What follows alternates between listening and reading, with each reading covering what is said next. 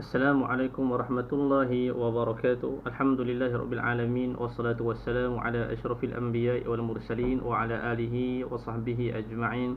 Qala rabbi shrah li sadri wa yassir li amri wahlul 'uqdatam min lisani yafqahu qawli. Amma ba'du. Muslimin muslimat yang dirahmati Allah Subhanahu wa taala, kita sambung bacaan kita al-hikam kita, hikmah yang ke-23, iaitu beramallah dan jangan menunggu kekosongan waktu dari halangan. Okay, matan dia, jangan anda tunggu habis selesai segala halangan. Fa inna dzalik, kerana sesungguhnya itu memutuskan anda dari ada perhatian kepada Allah pada sesuatu di mana dia mendirikan anda pada sesuatu itu. Okey. Yang pertama, poin dia, bila Allah telah menentukan pada kita dengan kurnianya satu pekerjaan, tak kiralah hang businessman ke, hang kerja dengan orang ke, apa jua, yang penting kerja tu halal, seperti mana kita dah sebut dulu, kerja tu berada atas jalan syariat. So bila sampai waktunya untuk kita keluarkan zakat contoh, wajib atas kita menunaikannya dengan segera. Sampai waktunya zakat kena bawa keluar, segera bawa keluar. Tidak boleh dinanti-nantikan pada waktu di mana kita tidak ada halangan. Tak boleh nak kata tak apa nanti, esok pun boleh. Dah rintangan pada menunaikannya dengan sebaik-baiknya. Sedangkan hang boleh buat waktu tu, segera buat, jangan tangguh. Okay, satu.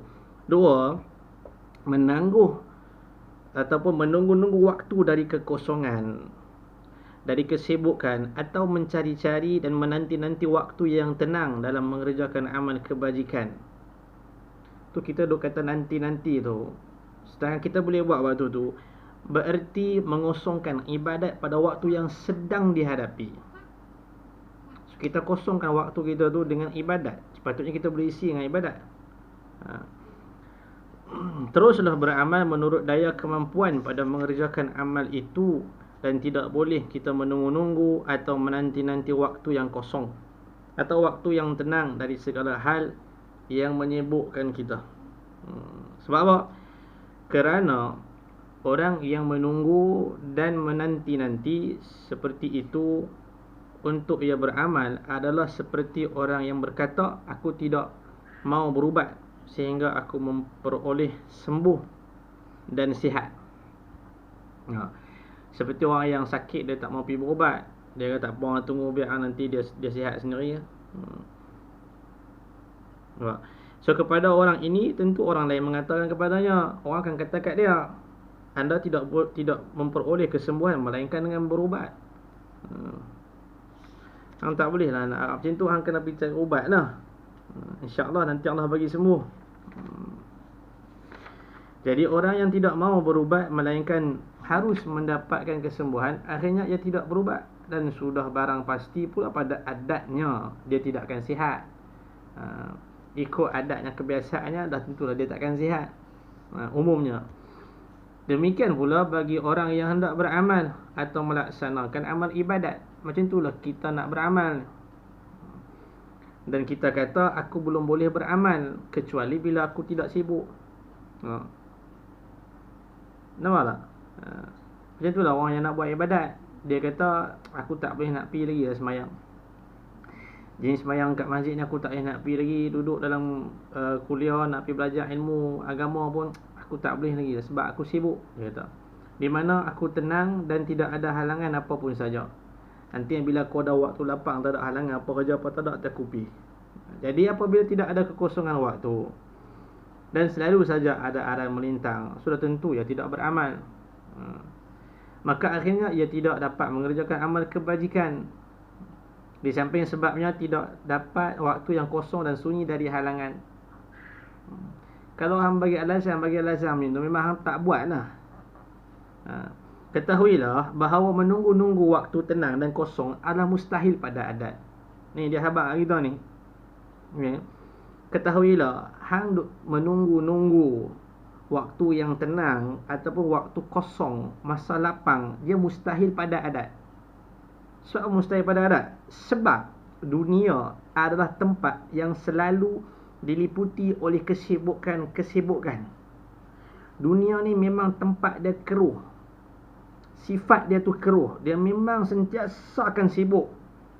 Baik fikiran, mental, maupun hal-hal yang bersifat perbuatan fizikal dan pengaruh material. Memang sifat dunia begitu, dia sibuk. So kita tak boleh kata waktu kosong, waktu lapang. Kita kena cari waktu tu. Okey.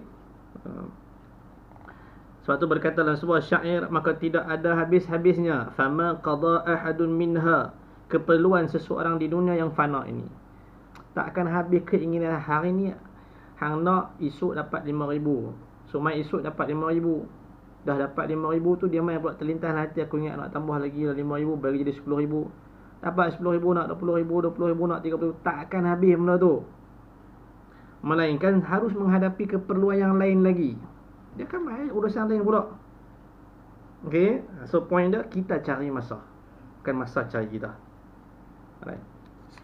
Itu dua. Mustahil pada adat. Yang dua. Okay, yang ketiga. Tengok macam mana cara dia suruh buat. Ajaran sebagaimana tersebut di atas yang kita baca tadi, yang kita belajar tadi, telah diperkuatkan pula oleh seorang ahli tasawuf, Abu Hafs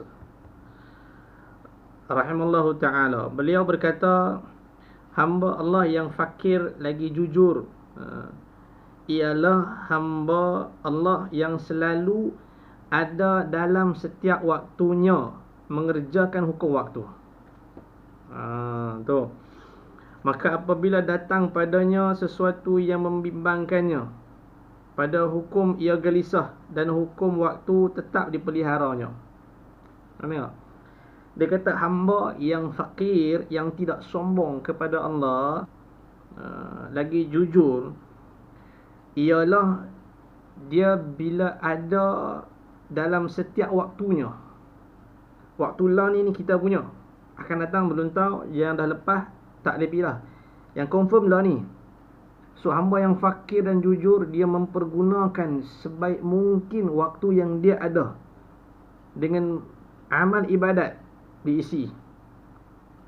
Maka bila datang sesuatu yang membimbangkannya, kalau benda lain mai yang dia akan adatnya, kebiasaannya dia akan gelisah, so dia akan mempertahankan, dia akan memelihara hukum waktu tu. Masa yang dia ada tu dia akan jaga dengan sebaik mungkin.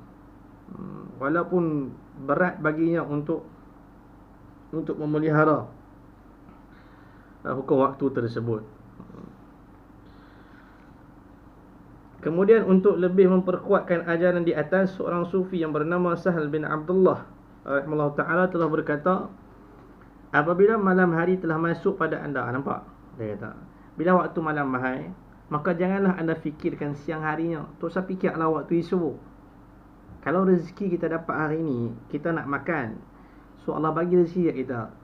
Tak usah duduk di sini kalau ada ni, tambah ni sikit ni sedap ni. Tak payah. Hamba yang fakir, yang jujur, apa dia dapat, alhamdulillah, terima kasih ya Allah. Esok nak makan, yang tu esok punya cerita. Okey. Maka janganlah anda fikirkan siang harinya, sehingga hendaklah anda selamatkan lebih dahulu malam anda tu. Hang fikir waktu malam lah ni hang nak buat apa ni? Dah masuk malam ni. Terus ada fikir esok. Hendaklah anda tunaikan lebih dahulu hak Allah dalam malam itu. Isi malam tersebut dengan hak Allah. Dan hendaklah pula anda menasihati, yakni muhasabah dalam malam itu juga diri anda sendiri. Dan apabila engkau telah sampai pada pagi harinya, maka demikian pula lah keadaannya seperti yang terjadi pada malam. Sama mai esok siang pun macam tu juga. Tu sudah fikir anak malam, fikir siang tu nak isi macam mana, nak guna masa tu macam mana. Nak banyak habis kepada perkara yang lara ke, ataupun nak banyak habis kepada perkara yang baik, yang taat kepada Allah Subhanahu Wa Taala. So terang bagi kita di sini bahawa kita harus mengerjakan terus sesuatu yang menjadi kewajipan kita. apabila telah sampai waktunya, dan tidak boleh menunggu-nunggu waktu berikutnya. Habis. Itu yang ketiga, selesai. So kesimpulan dia kita sebut, yang pertama, kita selaku hamba Allah, makhluk Tuhan yang harus berta'abbud padanya. Apabila telah datang perintah Allah, hendaklah kita laksanakan secepat mungkin dan sesuai dengan waktunya. Dengan awal azan, dah masuk semayang, waktu zuhur, waktu asar, terus, tak ada buat apa, tak ada emergency apa, terus kita pergi semayang. Habis semayang fardu, ada masa lepas ni pun kita tak nak buat apa, kalau balik pun saja buat 2 rakaat. Semayang sunat tu tambah sikit. 2, kita tidak boleh mengulur-ngulur waktu, tak boleh tunda-tunda waktu untuk cari waktu yang kosong. Menangguhkan di mana tidak ada halangan pada melaksanakan ajaran agama. Kalau kita duk tangguh dia untuk buat benda yang baik, cari waktu kosong, berarti kita mengurangkan perhatian kita kepada Allah Subhanahu Wa Taala. Dan ketiga, bila perhatian kita sudah begitu kurang kepada Allah, yakni dalam pelaksanaan ajaran agama, berarti kita ingin memutuskan diri kita daripadanya. So kita, perhatian kita ni terhadap perintah Allah sudah kurang, berarti kita yang cari pasal sengaja nak memutuskan dengannya, dan menunjukkan bahawa kita adalah manusia yang kurang sempurna, biadab dan sangat kurang ajar kepada Allah Subhanahu Wa Taala. Sekian, mudah-mudahan dia bermanfaat untuk kita. Wassalamualaikum warahmatullahi wabarakatuh.